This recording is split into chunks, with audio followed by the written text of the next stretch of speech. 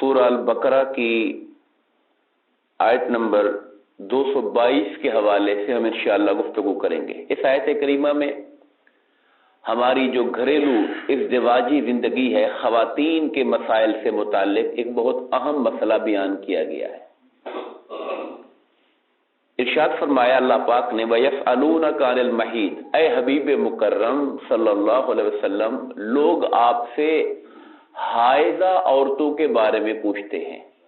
حائضہ یہ لفظ نکلا ہے حیض سے، یعنی وہ عورتیں جو اپنے ایام ماہواری کے اندر جو مبتلا ہیں اور وہ دن گزار رہی ہیں، جو ایک نیچرل فطری سائیکل ہے جو قدرت نے رکھا ہوا ہے، ان ایام میں ہیں، ان کے بارے میں لوگ آپ سے آ کے پوچھتے ہیں۔ اب پوچھتے کیا تھے؟ میں نے کل کے درس میں بھی عرض کیا تھا کہ وہ جواب سے ہمیں پتہ چلتا ہے کہ سوال کی نوعیت کیا تھی۔ مختلف کتب حدیث میں یہ روایت آئی کہ حضرت انس رضی اللہ تعالیٰ عنہ فرماتے ہیں کہ یہود کے ہاں جب کسی عورت کے یہ دن آ جاتے تھے تو وہ اس کو بالکل گھر سے الگ کر دیتے، اس کے ساتھ اٹھنا بیٹھنا کھانا پینا چھوڑ دیتے۔ تو صحابہ کرام نے نبی پاک صلی اللہ علیہ وسلم سے پوچھا کہ ہمیں ہمارا دین ان عورتوں کے بارے میں کیا حکم دیتا ہے؟ اس پر اللہ پاک نے قرآن مجید کی یہ آیت کریمہ اتاری۔ میں پہلے آیت کریمہ کا ترجمہ آپ کے سامنے رکھتا ہوں، پھر ہم اس کی تشریحات پہ بات کرتے ہیں۔ قل هو اذن، آپ ان سے کہیے کہ یہ ایک گندگی ہے، یعنی یہ جو حیض ہے، یہ جو خون ہے جو رحم سے باہر آتا ہے، یہ ایک گندگی ہے۔ فَاعْتَزِلُوا النِّسَاءَ فِي الْمَحِيضِ، ان حیض کے دنوں میں تم عورتوں سے الگ رہو۔ اب الگ رہو کا معنی کیا ہے؟ یہود والا معنی نہیں کہ ان سے بالکل ہی کمرہ الگ کر دو، کھانا پینا الگ کر دو، بالکل الگ، یہ الگ والا نہیں ہے معنی۔ الگ والا معنی کیا ہے؟ وَلَا تَقْرَبُوهُنَّ، ان کے قریب نہ جاؤ، یعنی ان سے تعلق ازدواجی قائم نہ کرو۔ اس بات سے روکا گیا۔ میں آگے احادیث کی روشنی میں اس کی وضاحت کروں گا۔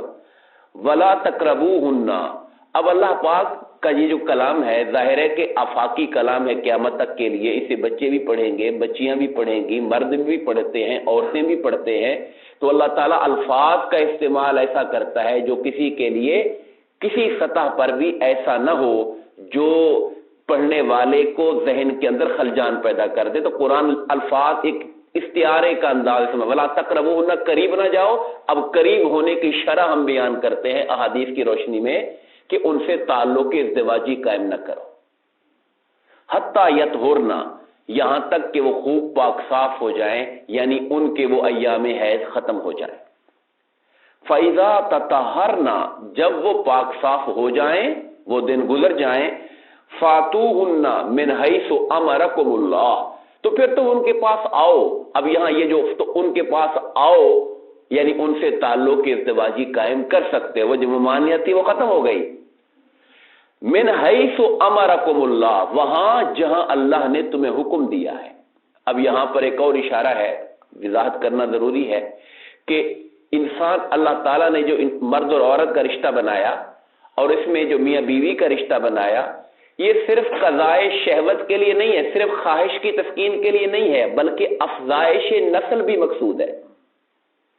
اور وہ افزائش نسل کا جو سلسلہ ہے وہ اس وقت ہی ہوتا ہے جب آپ اپنا جو تخم ہے یا جو ہم کہیں کہ جو تعلق ازدواجی ہے وہ اس جگہ ہو جہاں اللہ نے فرمایا ہوا ہے، اور وہ ایک شرمگاہ کا اگلا حصہ ہے، نہ کہ پچھلا حصہ ہے۔ اس کو فرمایا گیا من حیث امرکم اللہ، وہاں ان کے پاس آؤ جہاں اللہ نے تمہیں اس کا حکم دیا ہے۔ ان اللہ یحب التوابین، بے شک اللہ تعالیٰ پسند کرتا ہے توبہ کرنے والوں کو، اور اللہ تعالیٰ پسند فرماتا ہے خوب پاک صاف رہنے والوں کو۔ یہ آیت کریمہ ہے۔ تو جب یہود کے بارے میں آ کے پوچھا گیا کہ جناب یہود تو کا معاملہ یہ ہے تو ہمیں کیا کرنا چاہیے، تو آقا نے فرمایا ان عورتوں کو گھروں میں رکھو اور عمل زوجیت کے سوا ان کے ساتھ سب کچھ کرو، یعنی ان کے ساتھ بیٹھ سکتے ہو، کھا پی سکتے ہو، اور بیوی ہے آپ کی، آپ چاہیں گلے لگا لیں، چاہے بوسو کنار کر لیں، یہ سارا کچھ کر سکتے ہو، مگر عمل زوجیت نہیں کرنا، تعلق ازدواجی قائم نہیں کرنا۔ جب یہود کو یہ خبر پہنچی تو انہوں نے کہا یار یہ تو ہر بات تمہاری مخالفت کرتے ہیں، یعنی ہم جو کر رہے ہوتے ہیں یعنی ہم تو بالکل ہی الگ کر دیتے ہیں، میل ملاپ ہی ختم کر دیتے ہیں، کھانا پینا ایک جگہ بیٹھنا ختم کر دیتے ہیں، یہ کہتے ہیں باقی سارا کچھ ہو سکتا ہے، بس صرف یہ ہے کہ عمل ازدواج ان کے ساتھ جو آپ انٹرکورس ہے یہ آپ نہیں کریں گے ان دنوں میں جو ایام حیض ہیں۔ پھر کچھ صحابہ نے پوچھا یا رسول اللہ کیا ہم ان دنوں میں ان سے وہ جماع اور وہ جو انٹرکورس ہے ہم بستری وہ بھی کر لیا کریں یہود کی مخالفت میں؟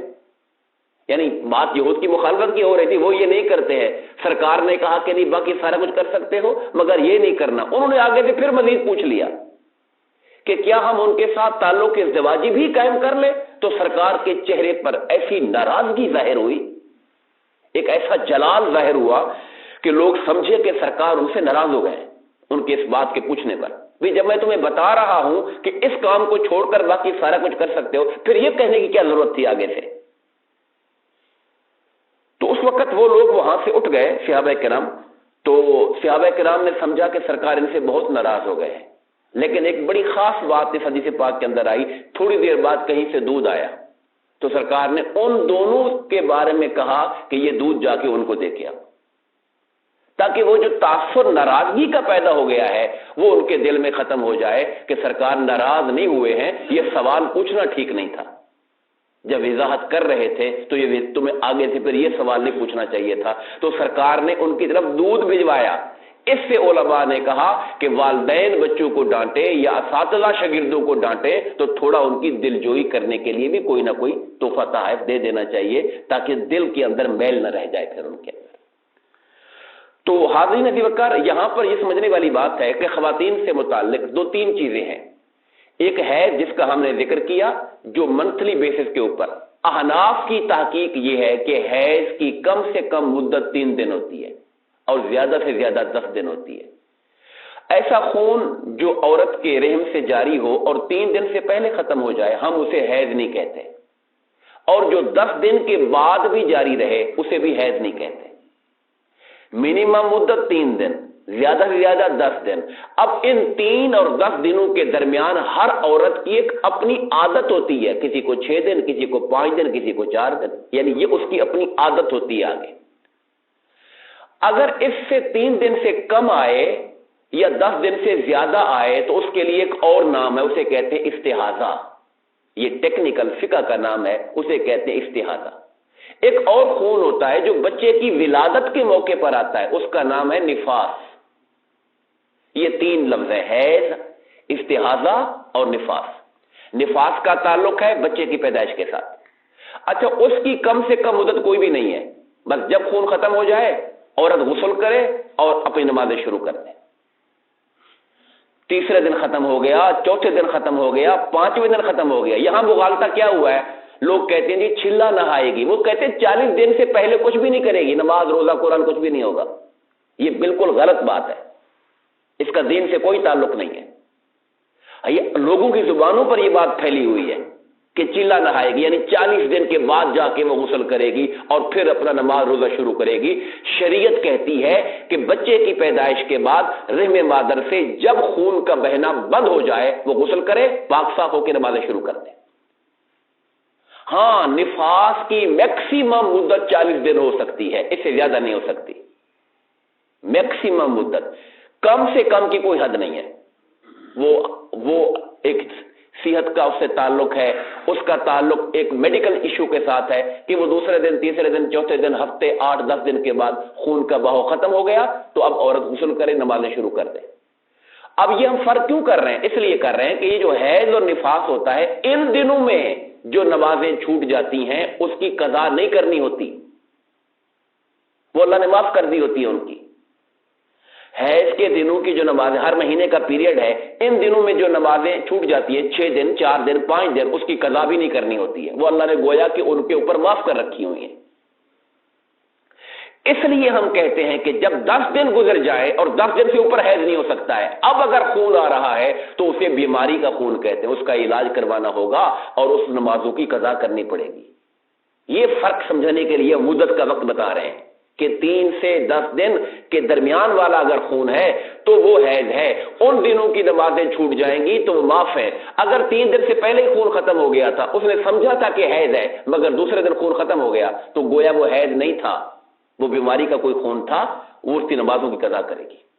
یہ شرعی حکم ہے جس کو سمجھنے کی ضرورت ہے۔